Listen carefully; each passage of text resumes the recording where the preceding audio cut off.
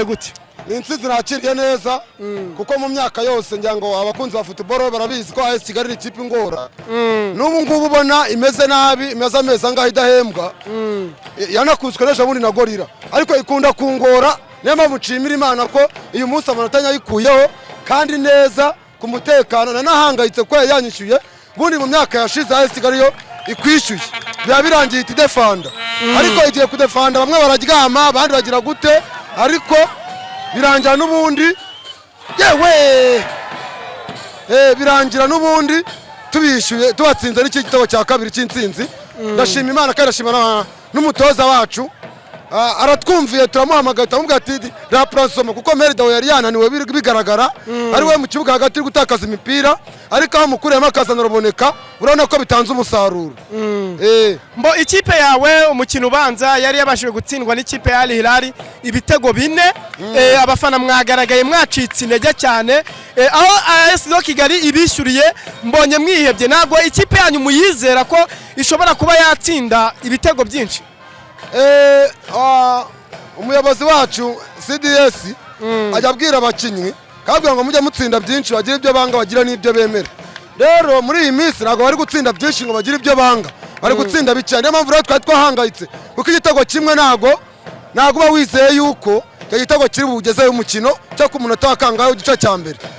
Biba byiza rero iyo mutsinze hakiri kare mugashyiraho igitego cy'umutekano, kuko niyo bakishyura kimwe ntabwo bakishyura byose.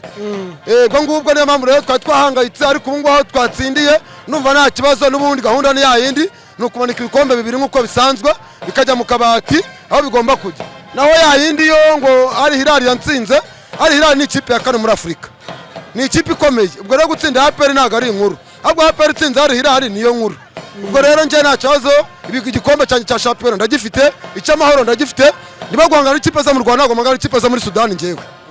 Numvishe kare abanyamakuru ba kuri SK FM ya radio ibwejagura itagivuga ibintu bya nyabyo, iri kuvuga ngo APR ngo bazaha igikombe kandi gitari imbere. APR igomba gutwara igikombe kuko niyo ya mbere mu Rwanda, ntabwo twaba turi muri Sudani kuko Al Hilal niyo muri Sudani. APR niyo ya mbere mu Rwanda, nizakomeza ikaba iya mbere, nizahora ari iya mbere. Ubwo rero abantu bavuga ngo Al Hilal nibatwereka ko ari abanyarwanda cyangwa ari ikipe yo mu Rwanda, azahiha icyo gikombe ahiye n'amafaranga.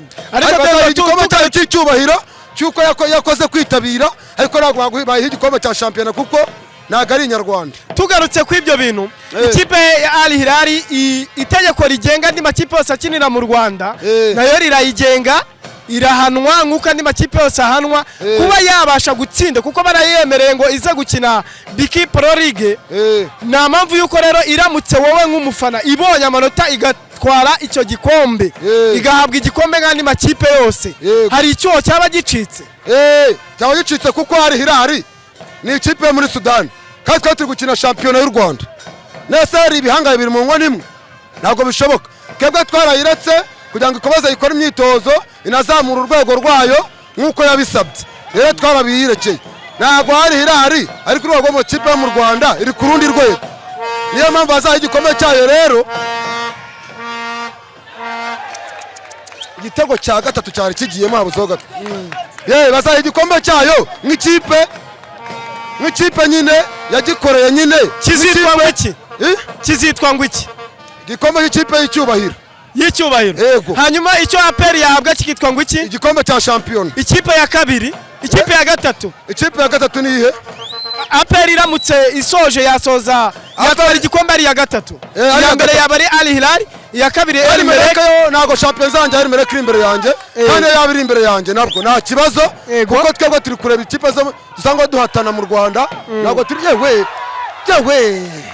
None Dendo, reka twiganire nk'abanyamupira. Urabona kuba bafata ikipe yaba yabaye ya gatatu cyangwa iya kane bakayiha igikombe yo mu Rwanda ataba ari ukurera abajeyi? Ni ukuvuga ngo ntabwo ari ukurera abajeyi, ahubwo ikipe zaturutse hanze kubera ko hari intambara turazihungisha. Ariko zemerewe gukina, zarabisabye. Zemerewe gukina kugira ngo zitavetera, twarazemereye. Ariko hano ntabwo ari iwabo, hano ni mu Rwanda. Sibyo, hano ni mu Rwanda ntabwo ari muri Sudani. Izayitwara ibikombe by'iwabo muri Sudani, kanina gitwara ahangaha azahike muri Sudani kuko niho iwabo.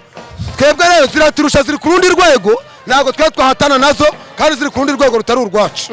Urebye twebwe turabura ikinga amakipe yacu abe ku rwego nk'urw'izi kipe.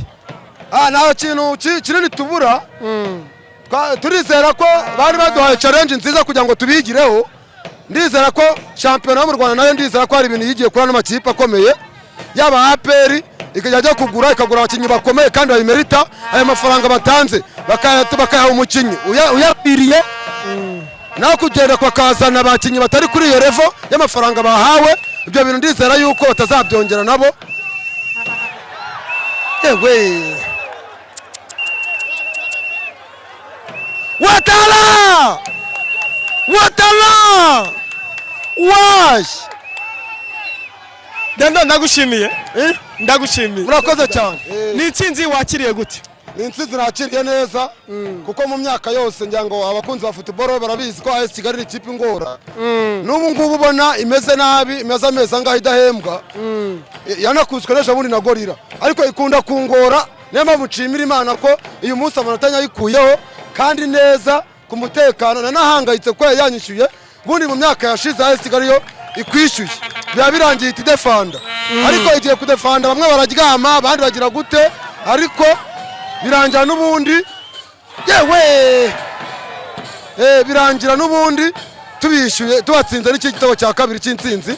Ndashima Imana kandi ndashima n'umutoza wacu aratwumviye turamuhamagaye turamubwira ati raprasoma kuko Meridawo yari yananiwe bigaragara ari we mu kibuga hagati gutakaza imipira ariko aho mukuremo akazana ruboneka urabona ko bitanze umusaruro.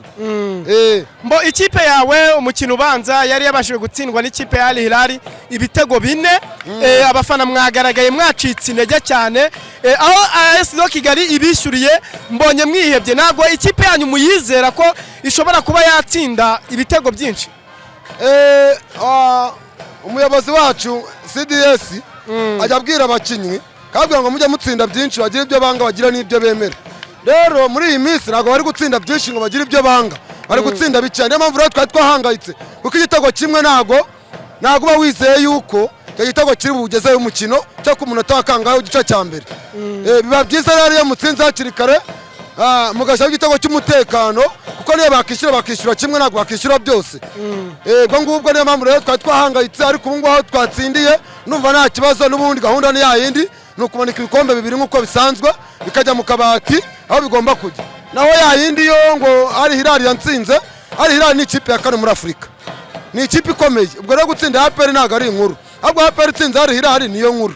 Ubwo rero nje nta kibazo igikombe cyanjye cya shampiyona ndagifite, icy'amahoro ndagifite,